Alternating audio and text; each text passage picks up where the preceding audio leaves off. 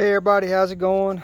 Bear with me, this is my first and ever YouTube post, or YouTube video.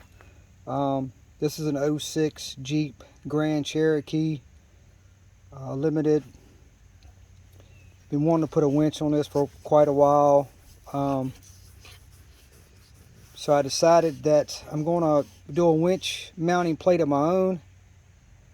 Looked at quite a few options out there online. They're all legit by any means, but the more I looked at it, I was like, I've got access to a very competent welder, so I was like, hey, let's just do this ourselves. So I'm kind of a DIYer, try to do most of my work myself, just mainly for the fact of saving money. Allows me to spend money on other toys, other projects. But here we are.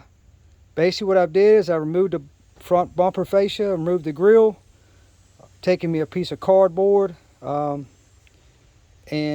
utilizing the mounts where the factory tow hooks would go on either side, or either side, however you want to say it.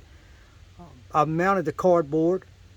There is a third hole on the tow hooks. I know. I'll be utilizing that third hole for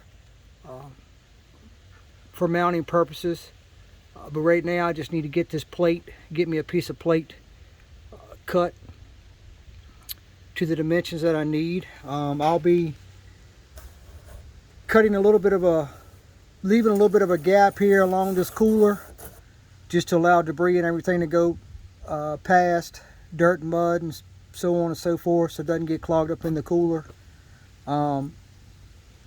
So I'll cut that out once I get the cardboard out. Scribe me a line on the back side. As you can see, I've got my angles here. I think about the way I want them on either side. Just basically used a simple old straight edge, not rocket science. Traced that with a Sharpie marker. Kind of held it up so it was pretty true. Same thing on the inside, just like the ones you see, or if you've even looked at the ones you see online, they all have a plate, a support plate that goes here on the side, that also has a couple bolts here. I've got that marked on here so that I'll know where to weld those when I do my plate. And as you can see, I got a little mark here on either side where my cooler will notch out that gap for the cooler. And then once I get the plate on, I'll concentrate on how I want to mount my fairlead up here. I mean, I've got a good center point here with the Jeep in general from here to here, so I'll center it on that.